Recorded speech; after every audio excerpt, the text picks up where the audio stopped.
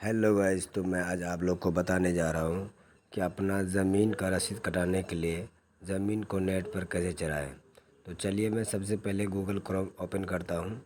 Google Chrome open करने के बाद मैं सर्च करूँगा भूमि बिहार या लैंड रिकॉर्ड। आप कुछ भी सर्च कर सकते हो, तो मैं लैंड रिकॉर्ड सर्च करूँगा।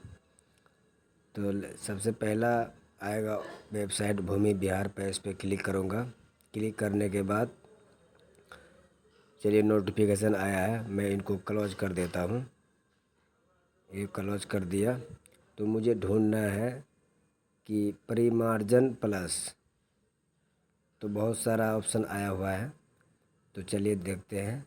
परिमार्जन प्लस सबसे नीचे में है, तो ये मिल गया। मैं इस पर क्लिक करूँगा। क्लिक करने के बाद इसका वेबसाइट खुल जाएगा, और वेबसाइट खुलने के बाद चलते देखते हैं कैसे आता है। तो दो ऑप्शन आया है, डिजिटल जमाबंदी में सुधार, कंप्यूटराइजेशन हेतु छूटे हुए जमाबंदी का रिकॉर्ड। ये मैं कंप्यूटराइजेशन पे क्लिक किया, जमाबंदी पे तो उसके बाद उसका होम पेज आ चुका है। तो इसमें दो ऑप्शन है, एक सिंग इन और रजिस्ट्रेशन। पहले आपको रजिस्ट्रेशन करना होगा, मैं अपना रजिस्ट्रेशन कर चुका हूँ। तो चलिए, user ID password mobile number मांग रहा है यूज़र आईडी में, चलिए मैं दे रहा हूँ। तो मैं अपना मोबाइल नंबर डाल चुका हूँ। कैप्चा फिल करना होगा, तो मैं कैप्चा फिल कर रहा हूँ। कैप्चा फिल करने के बाद देखते हैं आगे नेक्स्ट क्या आता है। तो आप लोग को दिखाना चाहता हूँ कि नेक्स्ट में ये आ गया, ओटीपी आया है। तो चलिए ओटीपी डाल लेते हैं।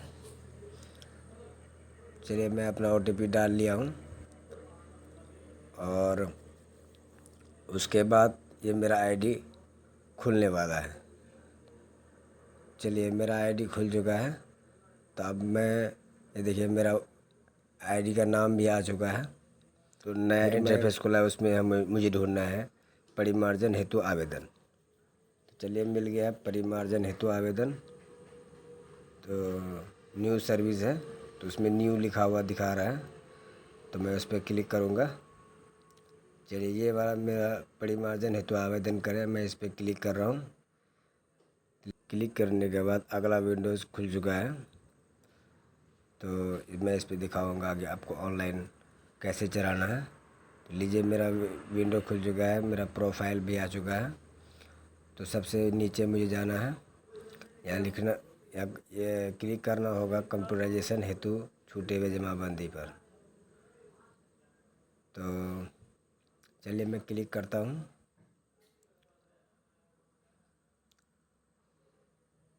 मेरा पूरा डिटेल आ चुका है, तो मैं इस पर क्लिक कर चुका हूँ।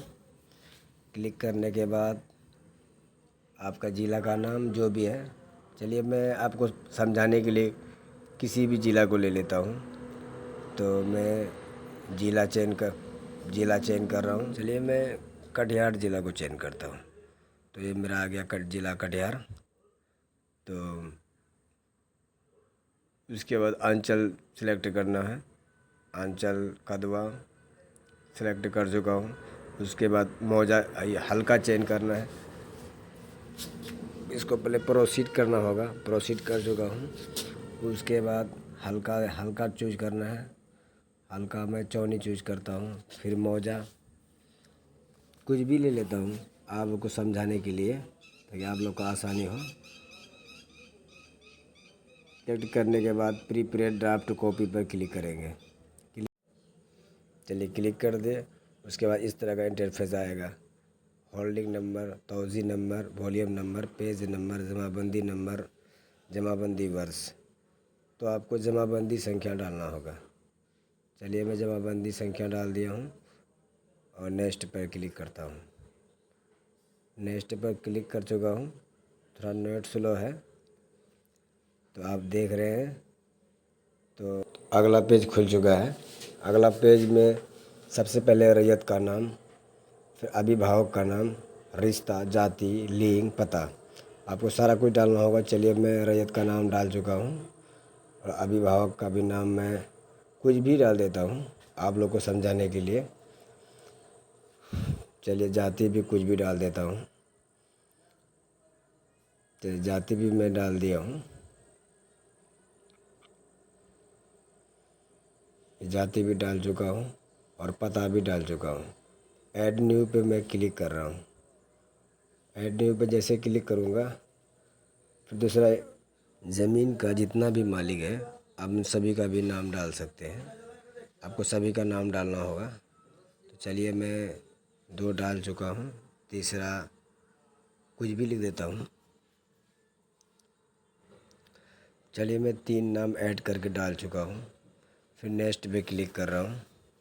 तो नेक्स्ट पे क्लिक करने के बाद अगला पेज खुल चुका है। तो उसमें खाता नंबर, पेज में खाता नंबर, खेसरा नंबर, प्लॉट नंबर और एकड़, डिसमिल सारा कुछ आपको भरना होगा। मैं कुछ भी भर देता हूँ आप लोग को समझाने के लिए। चलिए मैं खाता नंबर, खेसरा नंबर और एकड़, डिसमिल सारा कुछ डाल चुका हूँ। तो इसमें दिशा है पूरब, पश्चिम, उत्तर, दक्षिण कि उस खेत के उत्तर में कौन है, दक्षिण में कौन है, पश्चिम में कौन है, पूरब में कौन है। तो आप लोग डालो जो है सही डालना, मैं आपको बताने के लिए कुछ भी डाल रहा हूँ। चलिए मैं दिशा डाल चुका हूँ। फिर नेक्स्ट पे क्लिक करूँगा। ये दिशा मेरा कंप्लीट हो चुका है। तो नेक्स्ट पे क्लिक करूँगा, अगला विंडो खुल के आएगा। चलिए मेरा अगला विंडो खुल के आ चुका है। तो उसमें मेरा कुल क्षेत्र पे मैं क्लिक करूँगा। मेरा टोटल ज़मीन कितना है। तो आप और कोई नाम होगा तो ऐड भी कर सकते हो। मैं आपको और नाम ऐड करके दिखा रहा हूँ। तो ऐड न्यू पे क्लिक करूँगा। ऐड न्यू पे क्लिक करने के बाद मेरा दूसरा कॉलम खुल जाएगा। दूसरा कॉलम सेम उसी तरह आपको खाता नंबर, खेसरा नंबर, रकबा, डिसमिल सारा कुछ डालना होगा और दिशा भी डालना होगा। चलिए मैं डाल रहा हूँ। मैं कुछ भी डाल देता हूँ, आप ऐसा गलती मत करना। चलिए मैं डाल रहा हूँ।